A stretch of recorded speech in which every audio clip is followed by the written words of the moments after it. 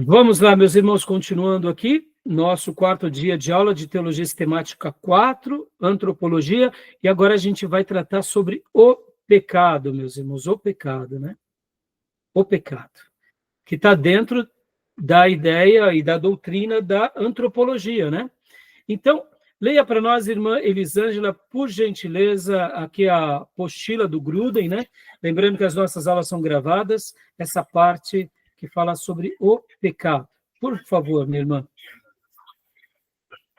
O pecado. Definição de pecado. Podemos partir da seguinte definição: pecado é deixar de se transformar à lei moral de Deus. É deixar de se conformar à lei moral de Deus, seja em ato, seja em atitude, seja em natureza. O pecado é aqui definido em relação a Deus e sua lei moral. Inclui não só atos individuais, como roubar, mentir ou cometer homicídio, mas também atitudes contrárias àquilo que Deus exige de nós. Percebemos isso já nos 10 mandamentos, que não só proíbe ações pecaminosas, mas também atitudes errôneas. Não cobiçarás a casa do teu próximo. Não cobiçarás a mulher do teu próximo, nem o seu servo, nem a sua serva, nem o seu boi, nem o seu jumento, nem coisa alguma que pertença ao teu próximo. Êxodo 20, 17. Continua? Aqui, pode ler. Aqui, Deus especifica que o desejo de roubar ou cometer adultério é também pecado aos olhos dele. Bom, meus irmãos, o grande problema é que a gente, quando vai tratar dessa doutrina do pecado, nós olhamos apenas pelos os pecados de comissão. E depois, quando a gente entende um pouco mais sobre o pecado, a gente consegue até enxergar um pouco os pecados de omissão. Mas sempre está atrelado àquilo que nós notamos. A doutrina ou o ensino sobre o pecado tem a ver com a natureza, tá? Eu fiz uma nota aqui no meu livro que diz o seguinte: o pecado quebrou o elo entre Deus e o homem. Lembra que quando falamos sobre a criação, em uma das aulas passadas, eu disse que o homem é o elo entre o divino e o humano, ou a criação. O pecado quebra esse elo, rompe esse elo, que se dá entre o físico, o metafísico e principalmente o espiritual. Então, na realidade, entender sobre o pecado é muito mais do que entender sobre pecados. Uma coisa é o pecado e outra coisa são pecados. Pecados seria aquilo que praticamos. E o pecado está ligado, propriamente dito, ao que ocorreu no Éden. Aquilo que afetou a raça. Por isso que quando Adão peca, e quando nós falamos Adão é porque ele é induzido logo depois de Eva, e ele era o responsável. Então, lembrem disso, meus irmãos, a virtude é sempre do líder, e o problema também é do líder, tá bom? É assim. Eu sei que na igreja, na prática, viu? Quando o pastor acerta, a igreja é a vencedora. E quando o pastor erra, é só o pastor que errou.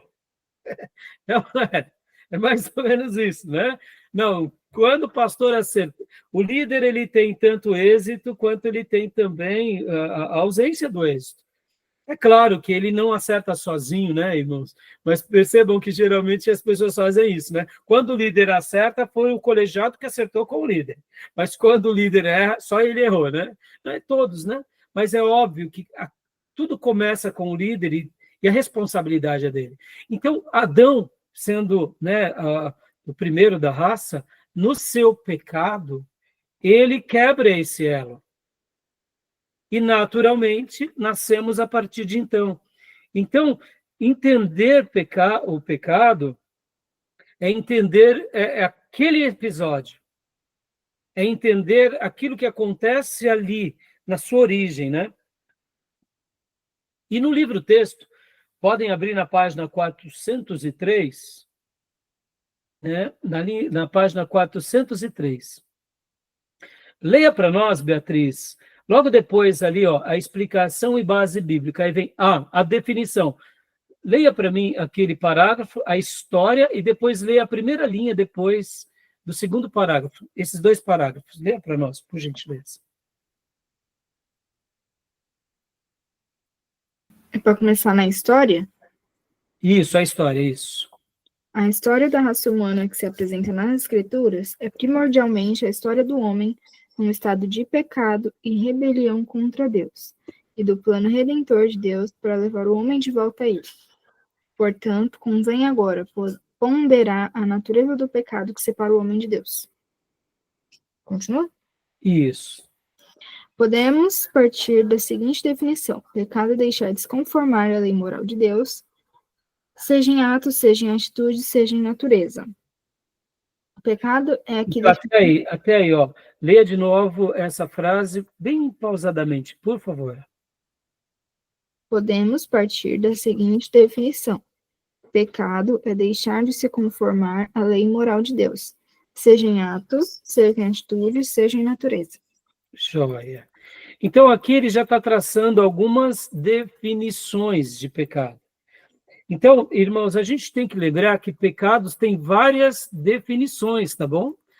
E aí, o autor aqui ele vai trabalhar de uma forma, eu diria, bem coesa, explicando para nós um pouco essas várias definições do que trata a palavra o pecado, tá bom? Então, vamos ler aqui no resumo, né? A origem do pecado. Vamos ir devagar aqui. A origem do pecado. Leia para nós, Beatriz, agora, aqui, no resumo do Gruden, né? A origem do pecado. De onde veio o pecado? Como ele penetrou no universo? Primeiro, precisamos afirmar claramente que Deus não pecou e não deve ser culpado pelo pecado. Foi o homem quem pecou e os anjos quem pecaram, e nos 2 casos o fizeram por escolha intencional e voluntária. Joia. Dá uma pausa só, Beatriz. Então, percebam que a origem do pecado, ela não é divina, mas ela é espiritual. Guardem isso. A origem do pecado não é divina, mas ela é espiritual. Olha só, fazendo uma ponte com a matéria do capítulo anterior. Lembra que eu falei da questão da tricotomista e dicotomista? É óbvio que os nossos irmãos dicotomistas também vão falar que a alma e o espírito é o imaterial. Não tem nenhum problema. Mas deixa eu só usar aqui um dado, meus irmãos. O novo nascimento se dá no nosso espírito. Como eu já mencionei naquilo que eu particularmente acredito. O nosso ser como um todo, corpo, alma e espírito, o espírito ele está adormecido. Os dicotomistas possam fazer a leitura o espírito e a alma.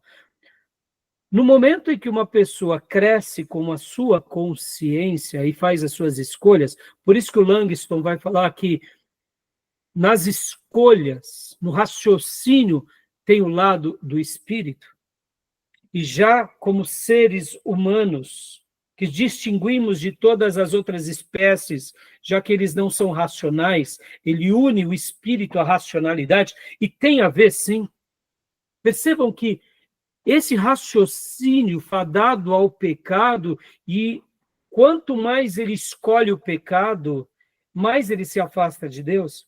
Por isso que no momento em que alguém realmente rende-se a Cristo, e aceita que Jesus é o Salvador, é o Senhor, é o Redentor, e reconhece-se como um pecador, e agora pede o socorro divino, e reconhece o sacrifício de Jesus, que ele é aquele que morre a morte expiatória por nós, e nós fazemos uma transferência onde a justiça dele recai sobre nós, e os nossos pecados agora são lançados na cruz. E olha só que coisa metafísica e, ao mesmo tempo, também quântica, porque a cruz de Cristo foi erguida e ele morre nela há 2000 anos atrás, ou quase 2000 anos, né?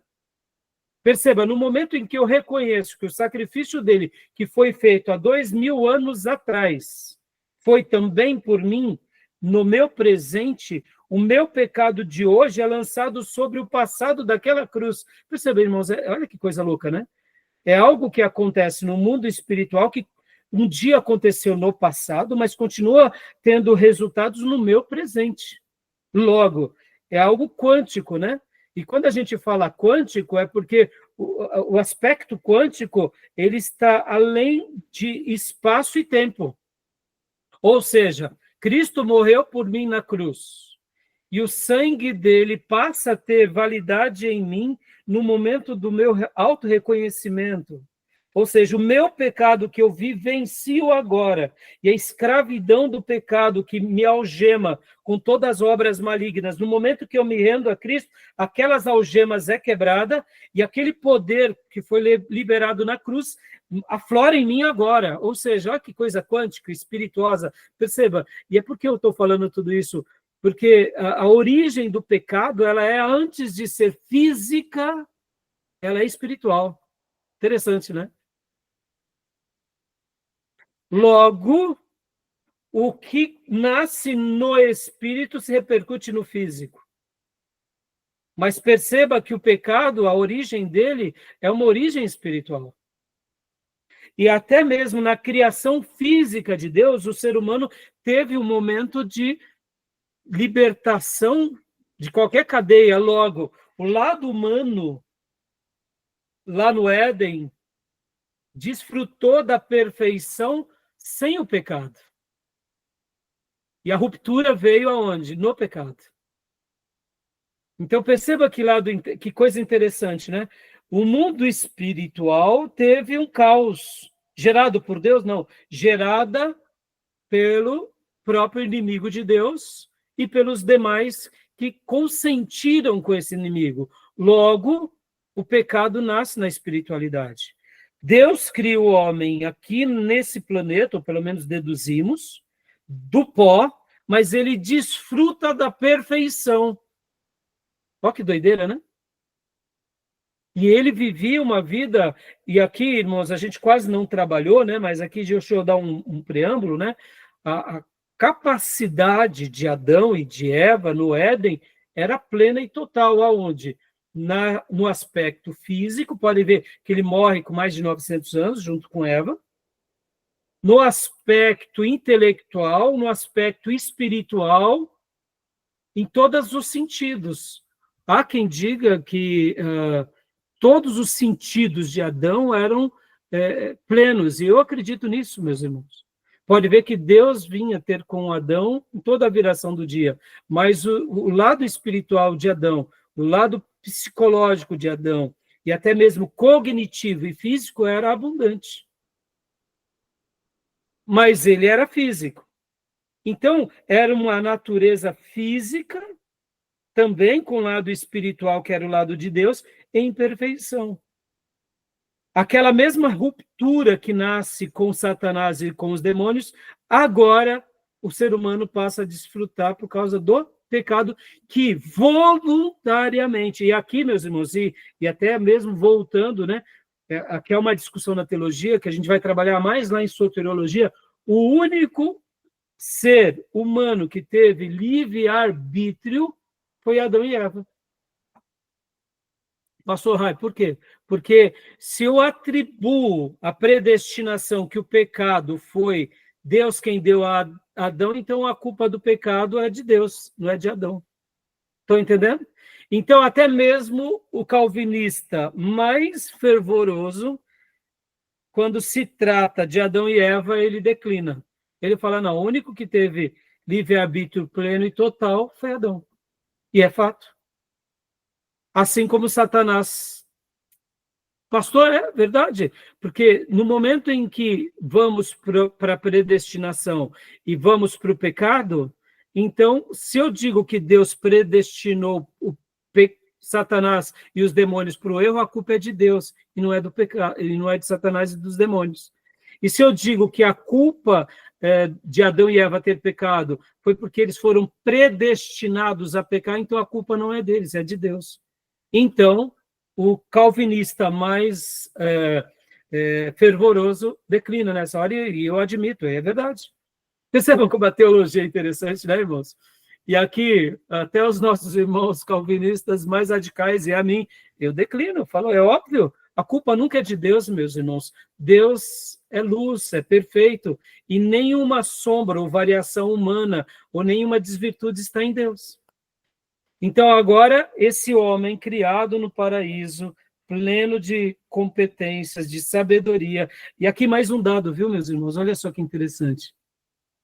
Nós, seres humanos, podem ver que até hoje, quando um neurocientista vai falar, ele fala que o cérebro humano é o computador mais brilhante de todo o universo, né?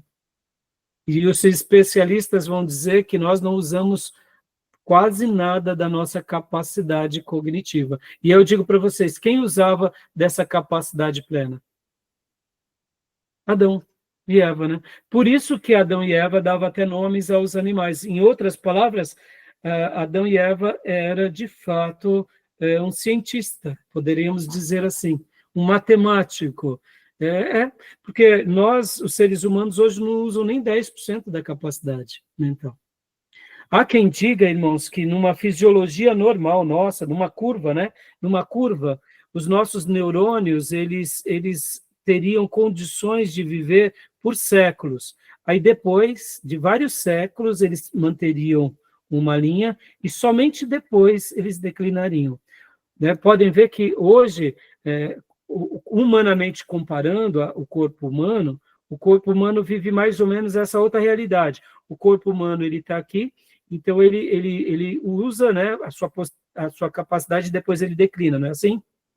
Mas neurologicamente falando, esse mesmo corpo humano, se nós existíssemos aqui durante muitos séculos e tivéssemos saúde, os nossos neurônios eles chegariam, depois de vários séculos, a uma capacidade máxima do seu potencial, e somente depois de muitos séculos, segundo alguns especialistas ali, por isso que aquela ideia dos homens viverem 1000 anos, ela é plausível.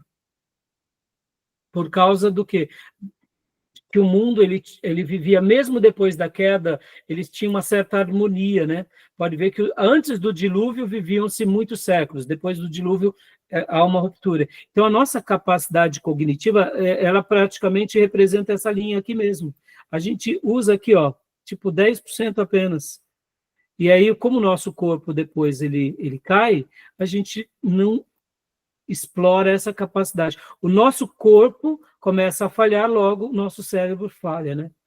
E aqui, deixa eu até fazer mais um outro comentário, ainda unido um pouco à aula passada. Percebam, irmãos, que as capacidades psíquicas e paranormais nossas são estudadas até hoje, né? Podem ver, meus irmãos, nós somos muito sensitivos. E isso não é muito explorado, né? Pode ver que as pessoas não exploram, e até como são coisas metafísicas, a gente não consegue descobrir muito, né, desse lado sensitivo. Eu me lembro que, dias atrás, eu estava estudando um pouco aquele médico chamado Laí Ribeiro, e ele falou uma coisa muito interessante, que a nossa pulsação cardíaca ela é tão grande, quando a gente vai fazer um eletro, pode ver que para ter um resultado bem claro, ele coloca, né, em qualquer parte do corpo, mas ele diz o seguinte, que a nossa pulsação cardíaca é tão forte, que você pode colocar em qualquer parte do nosso corpo que ele emite, né, as ondas cardíacas. Segundo o Dr. Laí Ribeiro, ele, como um cardiologista, ele falou o seguinte, que a pulsação cardíaca, segundo alguns especialistas, são medidos a metros de nós. O nosso batimento cardíaco é tão forte que, segundo os especialistas, ele é notado. Agora, olha que interessante. Você já chegou num ambiente onde você fala, não está legal aqui. As pesquisas científicas mostram que quando há uma reação, né, inesperada, nosso batimento muda. Então, percebam que aquilo que nós atribuímos ao lado espirituoso, muitas vezes é mais humano e sensitivo. Nós sentimos quando somos bem-quistos ou quando não somos. A gente não sabe explicar, não é assim? Isso é do espírito? Muitas vezes não, isso é percepção humana.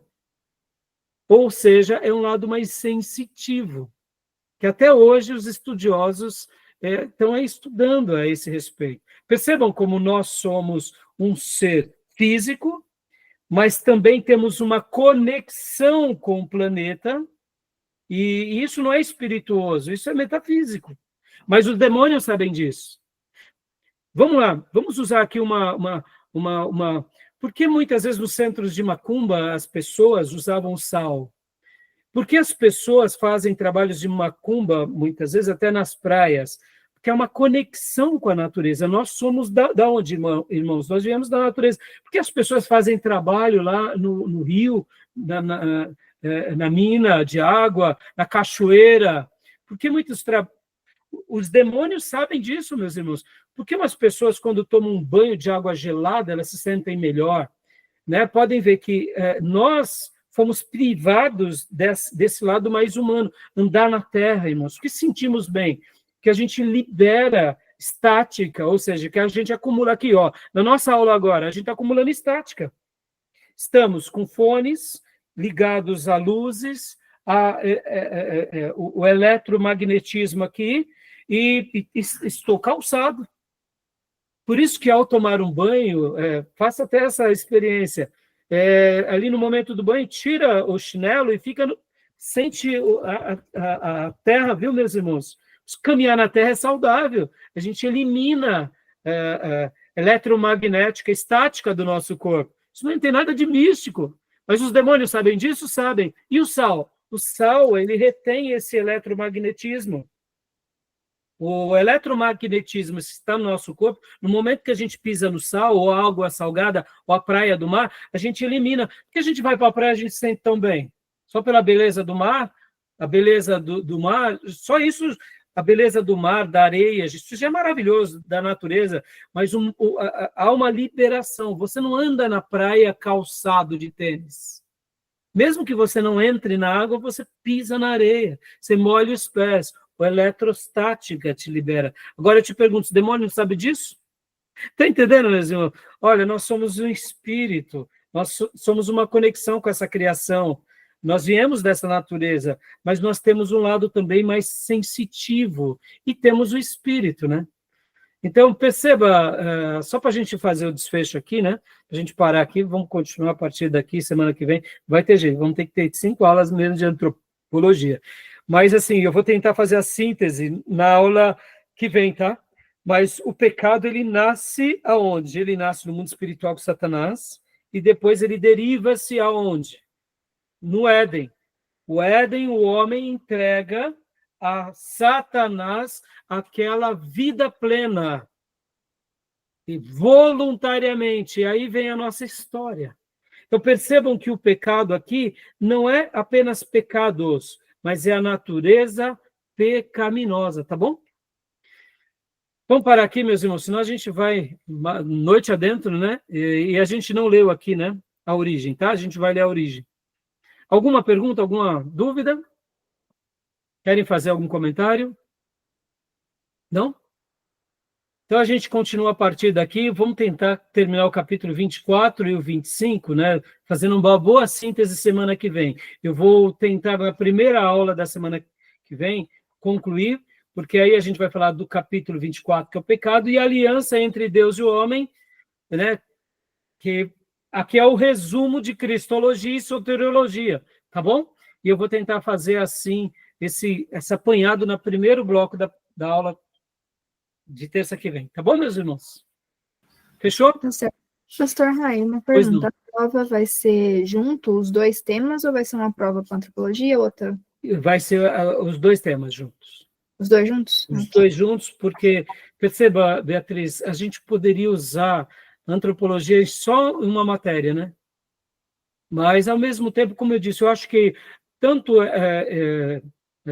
essas obras, quanto os demais livros, quanto os trabalhos extras vão fortalecer vocês na antropologia. Como eu disse na aula passada, a matéria antropologia, de uma forma universitária, ela é um pouco mais abrangente. A antropologia no seminário é mostrar o seguinte: quem nos cria, quem somos, quem nos atinge, né? No caso, o pecado. E qual é a grande aliança entre Deus e o homem? Então, fecha-se esse bloco. Então, assim, eu vou considerar fazer algumas perguntas sobre isso. Tá bom? Tá bom, meus irmãos?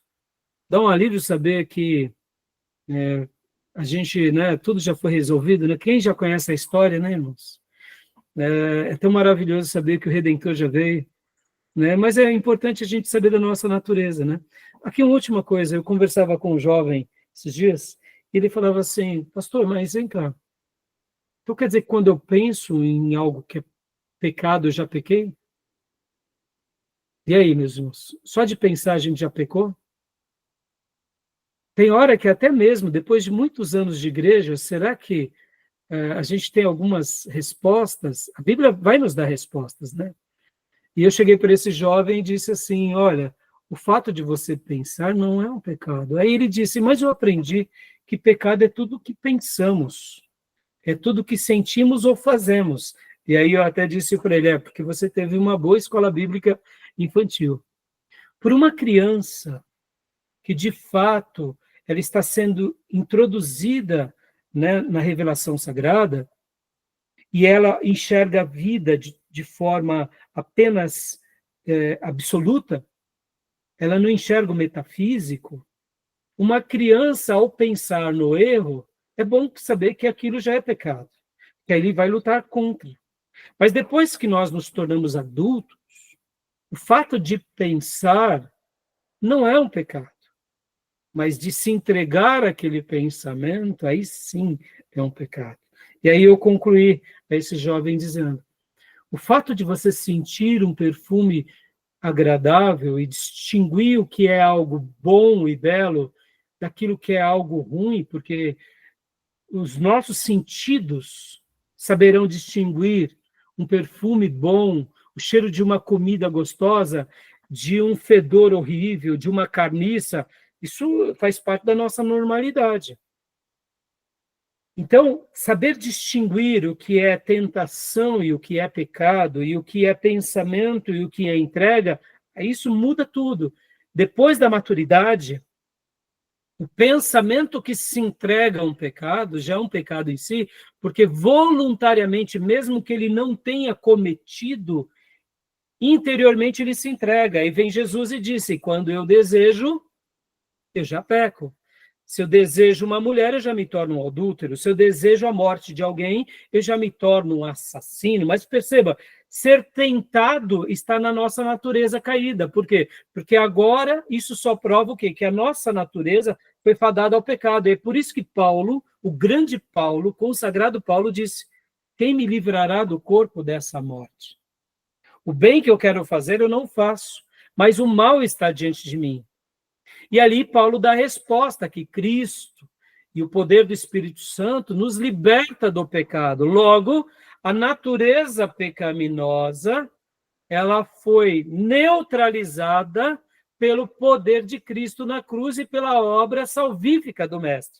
E é por isso que o novo nascimento é aquele ser espiritual que estava encoberto pelo pecado, que agora, pela obra de Cristo, pelo consentimento, ele rompe o pecado e ele vive para Deus. E é onde a Bíblia vai falar que a divina semente nasce. Mas podem ver que essa divina semente somente cresce pela nossa disposição voluntária ao que é o crescimento na fé. E aí vem o próprio Paulo e diz: Paulo vem e diz: desenvolva a vossa salvação. Ou seja, agora esse ser pecador que nasce de novo, ele precisa se encher de Deus até o seu último dia, porque só assim vencerá essa natureza caída que ainda está nele.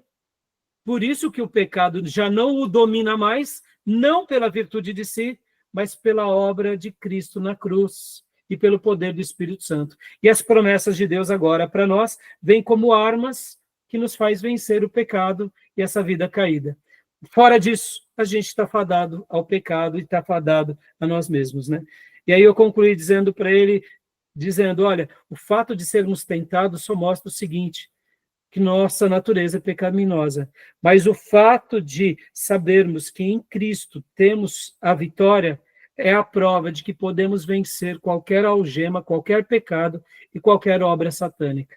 Basta a gente se render às promessas de Deus e vivê-las, né? Por isso que eu digo que eu posso crer na predestinação, mas eu desafio a cada um de nós a viver na responsabilidade pessoal, ou seja, se enchendo do Espírito, se condicionando a Deus, se entregando diariamente a Ele e fazendo da nossa vida uma oferta agradável a Deus em obediência ao nosso Senhor. Tá bom, meus irmãos? Terminamos? Passamos um pouco da hora, me desculpem, mas vocês veem, as aulas são vivas e ainda não concluímos, né? Espero contribuir na vida dos meus irmãos cada dia mais e mais, tá bom? Amém. Alguma dúvida, alguma pergunta? Por enquanto, não. Então, tá bom. Então, Não. caprichem na leitura desses 2 capítulos e vão avante, porque a gente já vai começar a pneumatologia na terça-feira, tá bom? Certo. Boa noite. Como essas matérias não são... como esses 2 capítulos são muito importantes, eu quero ponderar com vocês. Eu poderia deixar como matéria dada, mas eu acho que a discussão aqui em classe vai ser muito enriquecedora, tá bom? Tá bom? Deus abençoe, então, meus irmãos e minhas irmãs. Amém. Boa Amém, noite. pessoal. Amém. Graças a paz a todos. Boa noite. meus Amém. irmãos. Boa noite. Ficam com Deus. Boa noite. Graça e paz. Graça e paz.